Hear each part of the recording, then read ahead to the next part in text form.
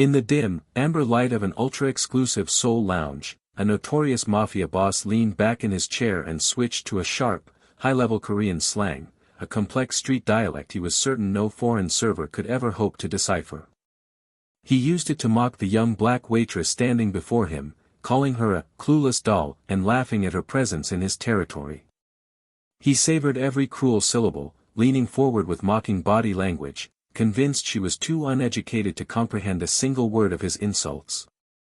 To him, it was just cheap entertainment, a way to flex his power and remind his companions of his absolute superiority. But when Alana Brooks lifted her chin and responded in flawless, formal Jondimel, the laughter died instantly and the entire room fell into a deafening silence. What exactly did she say to leave a dangerous man like Choi Dae-sung speechless? Before we dive into this incredible story of linguistic skill and underworld tension, I'd love to know where you are watching from today. Drop your country in the comments below. And if you are new here, make sure to subscribe so you don't miss stories of underdogs who refuse to be broken. Now, let's get back to what happened that night. The Obsidian Room was not a lounge for ordinary people. Nestled in the heart of Gangnam's most exclusive district, it catered only to those whose influence and power reached into the darkest corners of the city. Low-hanging crystal fixtures cast a golden glow over velvet booths and polished black tables, while the soft clink of high-end whiskey glasses created a symphony of wealth and danger. Alana Brooks moved through this world like a ghost. She had learned to make herself invisible, present enough to provide perfect service, but absent enough to be forgotten by the men who saw her as nothing more than a servant. The heavy obsidian doors of the lounge didn't just muffle the frantic pulse of the Gangnam streets, they seemed to swallow the outside world entirely. Inside, the air was thick with the scent of expensive sandalwood and the low, vibrating hum of conversations that decided the fate of millions. Alana Brooks adjusted the cuff of her white gloves, her movements precise and practiced. In this sanctuary of glass and shadow, she was a masterpiece of professional neutrality. She was the only black woman most of these men had ever seen in such a setting, and she knew that to them, she was an exotic curiosity at best, and a nameless servant at worst. To the patrons of the Obsidian Room, Alana was a mystery they never bothered to solve. They saw the sleek dark uniform that fit her like a second skin and the way her head remained slightly lowered in a posture of permanent, elegant deference. They didn't see the linguistic scholar who spent her mornings hunched over archaic Korean texts or the researcher who could navigate the complex social hierarchies of the Joseon dynasty as easily as she navigated the lounge's floor plan. To survive in Seoul, Alana had learned that her greatest strength was her silence. She let the assumptions of others slide off her like water, hiding her brilliance behind a mask of customer service. Every shift was a high-wire act of emotional labor. She moved between tables draped in black silk, anticipating needs before they were voiced, her presence as fluid and unobtrusive as the premium whiskey she poured. The pressure was constant, in a culture where face was everything, one misplaced glass or a stutter in her step could mean the end of her visa and her dreams. She felt the weight of 1,000 eyes, some curious, some cold, but she never let her composure crack. She was saving for a future that existed far beyond these dark walls, and every bow she made was a deposit toward her freedom. As the night deepened, the atmosphere in the lounge shifted from corporate networking to something more predatory. The power hour had arrived, and with it, the men who believed that their wealth granted them ownership of everyone in their vicinity. Alana took a deep breath, centering herself as she approached the center booth. She didn't know yet that the man sitting there was the most dangerous shark in the harbor, or that tonight, her carefully constructed wall of silence was finally going to crumble. She only knew that the air felt colder as she neared, and that for the first time in 3 years, her instincts were screaming at her to run. But Alana Brooks didn't run. She smoothed her apron, lifted her tray, and stepped into the light. Before the obsidian doors and the silent service, there were the long, lonely nights in a tiny Gazawan room, where the walls were so thin Alana could hear the rhythmic breathing of the student next door. Those were the years of the grind, a period of self-imposed exile where the vibrant neon lights of Seoul were merely a distant glow beyond a single, fogged window. Alana hadn't come to South Korea to be a waitress, she had come as a scholar, fueled by a linguistic obsession that saw beauty in the intricate grammar of a language that most expats only skimmed the surface of. Her days were a blur of intense research and library stacks that smelled of old paper and dust. While others in her exchange program spent their weekends in the loud, crowded bars of Itaewon, Alana remained hunched over her desk, her fingers stained with ink. She didn't just learn to speak, she learned to dissect. She studied the evolution of Sotawari, the regional dialects that carried the grit of the countryside, and mastered the razor-sharp nuances of Jeondaemal, the honorifics that dictated the very fabric of Korean social hierarchy. She had been a prodigy, a researcher whose thesis on the sociolinguistics of power was meant to be her ticket into the academic elite. But the academic world proved as cold as the Seoul winters. Despite her fluency, she remained a guest, an outsider whose mastery of the tongue was often treated as a clever party trick rather than a mark of intellect. When her research funding evaporated and her mother's health back in the States took a sudden, expensive turn for the worse, the library gave way to the lounge. She traded her research papers for a serving tray, but she never truly stopped studying. Every night at the lounge was a field study in the weaponization of language. She watched as businessmen used formal speech to mask insults and how the powerful used slang to exclude the unworthy. She listened to the men who spoke about her as if she were a piece of furniture, assuming the black woman in the white gloves was a blank slate. She absorbed their syntax, their rhythms, and their arrogance, filing it all away. For 3 years, she had been a vault, collecting the verbal debts of the city's elite. She had become a master of a language that refused to acknowledge her, waiting for the one moment where her silence would finally become her greatest weapon. The shift in the room was not a sound, but a sudden drop in pressure. It started at the entrance, a cold ripple that moved through the warm, amber air of the lounge, silencing the low-frequency hum of corporate deals and social climbing. The obsidian doors hadn't just opened, they had been conquered. Choi Dae-sung stepped into the light, and for a heartbeat, even the piano music seemed to lose its rhythm. He didn't walk like a man entering a restaurant, he walked like a man surveying a private estate. His suit was a masterpiece of charcoal silk, tailored so sharply it looked like armor, and his presence carried the heavy, metallic scent of old power and fresh threats. He was the gravity in the room, pulling every eye toward his centered, arrogant stride. Behind him, moving in a practiced, predatory formation, were Kim Jae-min and Seo Byung-hae.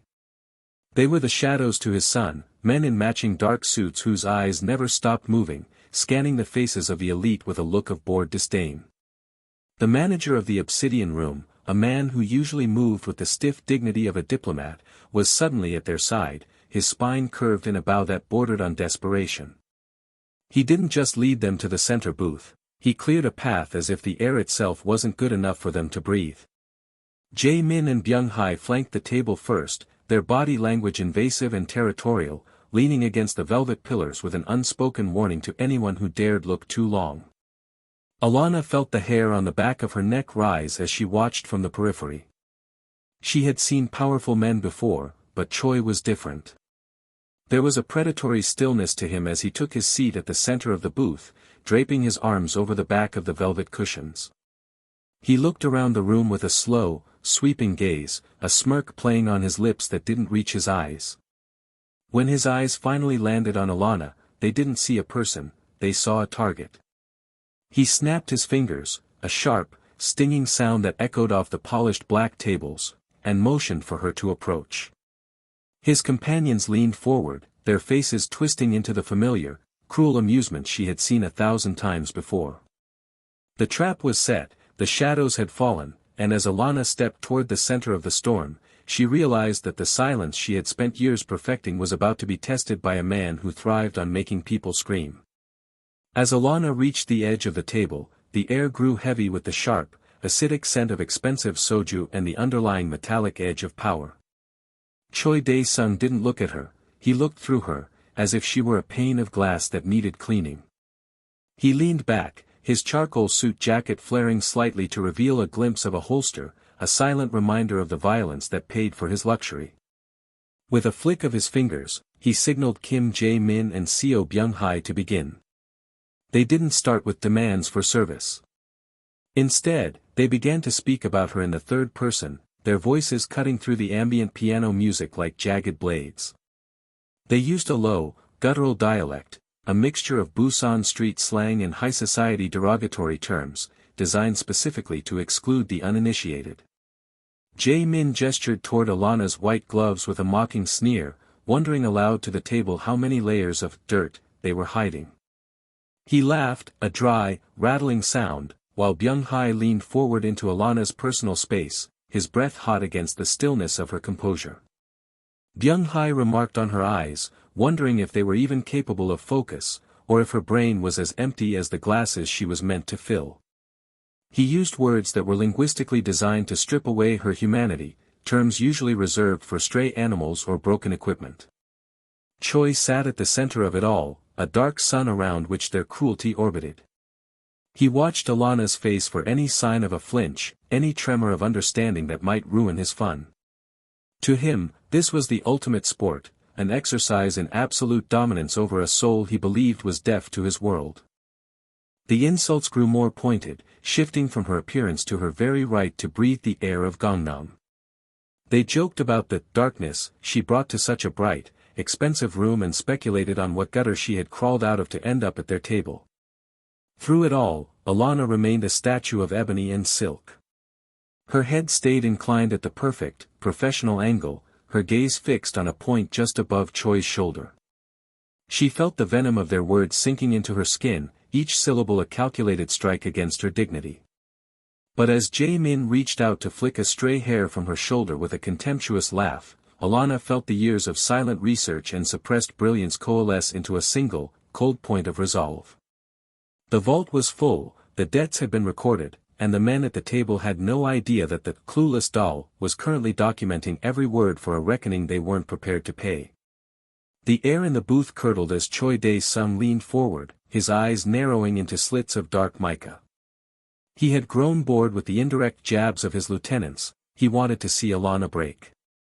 He reached out with a manicured hand, not to touch her, but to tap the heavy gold signet ring on his pinky finger against the rim of his crystal glass. The rhythmic clink-clink-clink was the only sound in the sudden vacuum of the lounge. Then, he spoke. He didn't use the standard Korean taught in language schools or the polite phrases heard on the streets of Myeongdong. He used a jagged, archaic form of banmao, the lowest possible speech level, reserved for addressing animals or the lowest tier of societal outcasts. He looked Alana directly in the eyes and whispered a sentence that mocked not just her presence, but the very memory of her ancestors.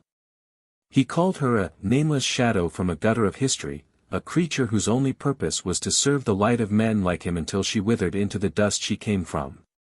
He used a specific, derogatory term for her skin that carried the weight of 1,000 years of prejudice, spat out with a casual, devastating elegance. Beside him, Jae-min and Byung-hae erupted into loud, jagged laughter, leaning toward her as if waiting for her to cry or flee. The manager, watching from the shadows, looked away, his silence a final betrayal. But Alana didn't flinch. Inside her, the years of cramped study sessions, the thousands of hours spent dissecting the very syntax Choi was currently mangling, rose up like a dormant volcano. She felt the stoic mask she had worn for 3 years begin to crack, not from weakness, but from the sheer pressure of the truth she was about to unleash. The linguistic prodigy who had mastered the nuances of the royal court was finished being a ghost. She felt her spine straighten, her height suddenly seeming to double in the small space of the booth. The white gloves she wore, once symbols of her servitude, now felt like the gauntlets of a challenger. She slowly lowered her tray onto a nearby stand, the movement deliberate and hauntingly calm. She didn't look at the henchman. She fixed her gaze on Choi, seeing the small, insecure man beneath the charcoal armor.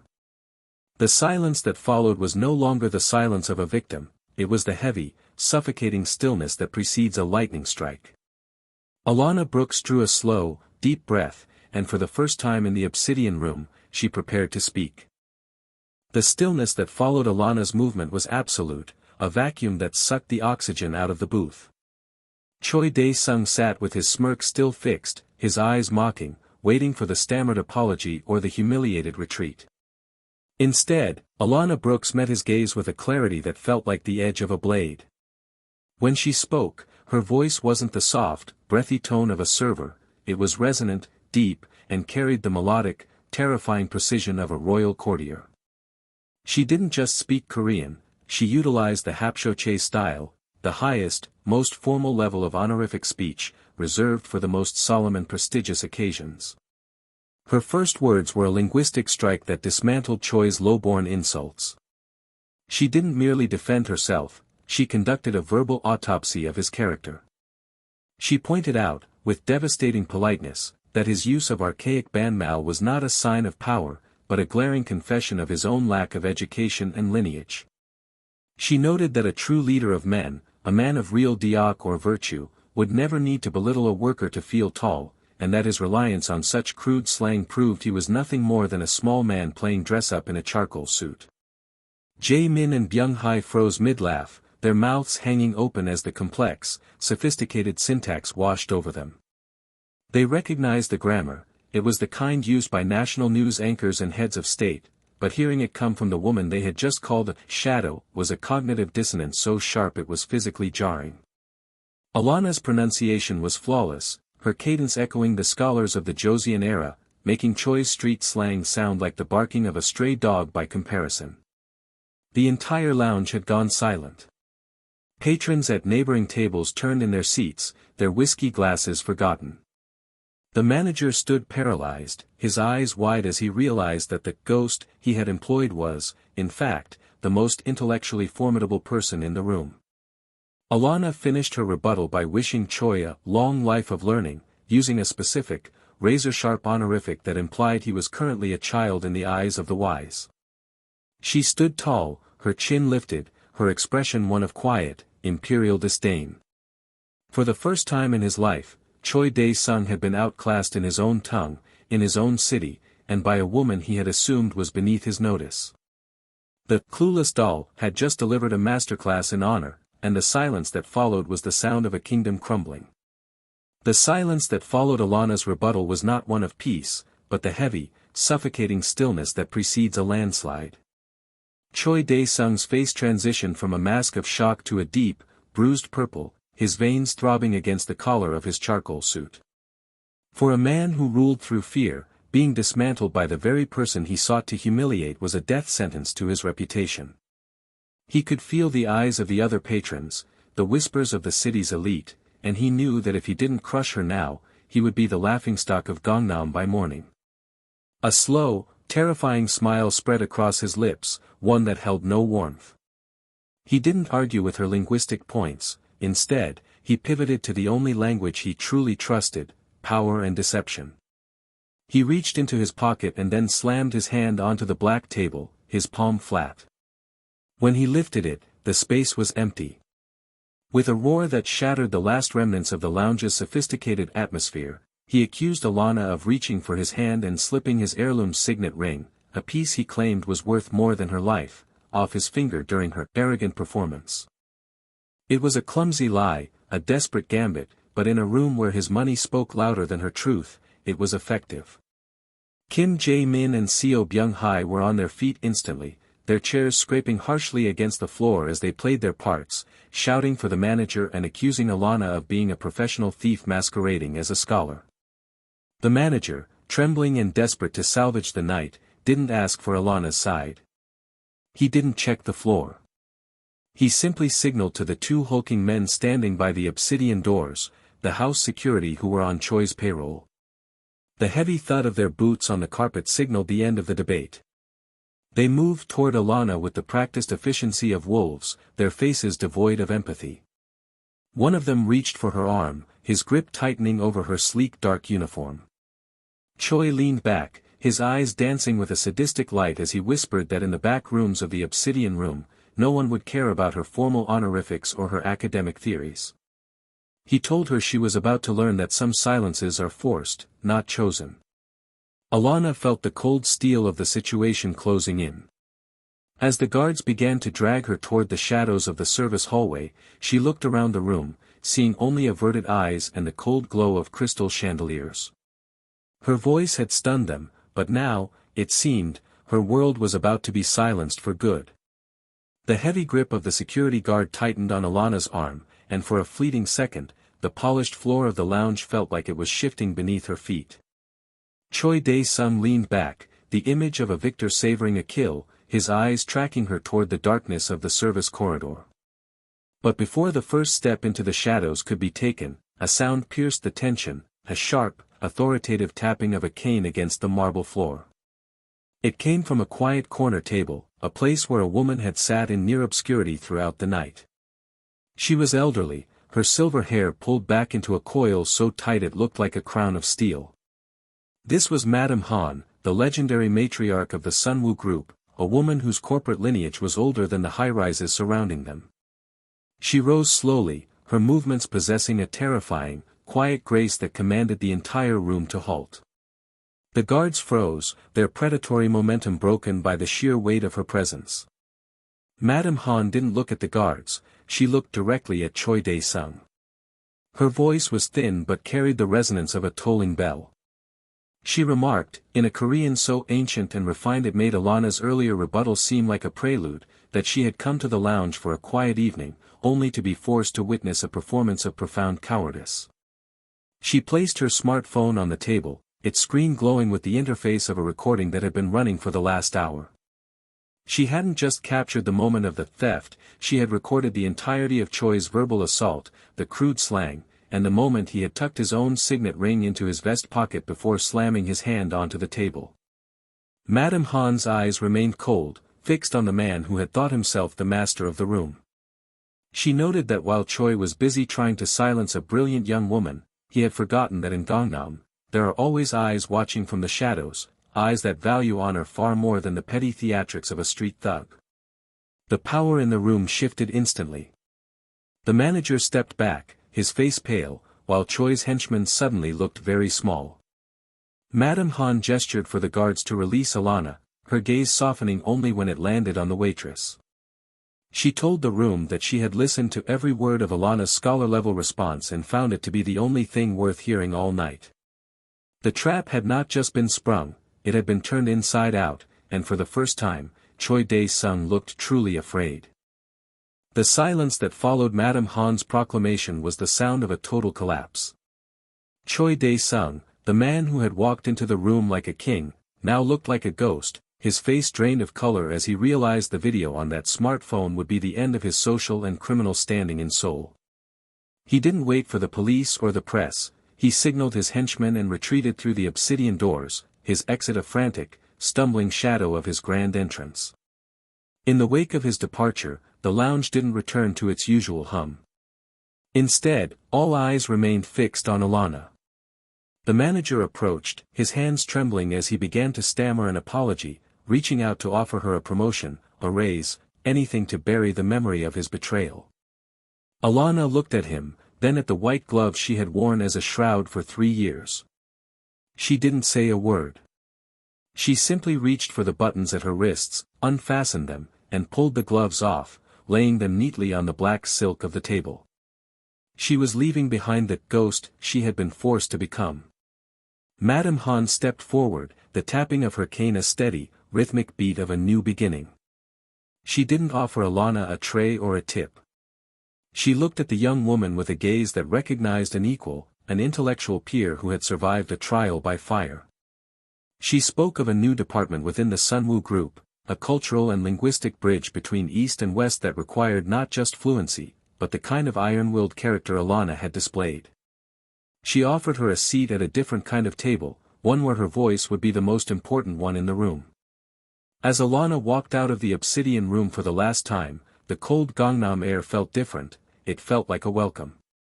She thought of the long nights in her tiny room, the ink-stained fingers, and the thousands of pages of text she had devoured in secret. Language had been a cage, then a weapon, and now, finally, it was a bridge. She wasn't just a survivor of a night of cruelty, she was a woman who had translated her pain into power. She headed toward the neon-lit horizon, her head held high, ready to start a chapter where she would never have to be silent again. The world had tried to define her by the uniform she wore, but she had proven that no one could ever truly own the words of a woman who knew exactly who she was.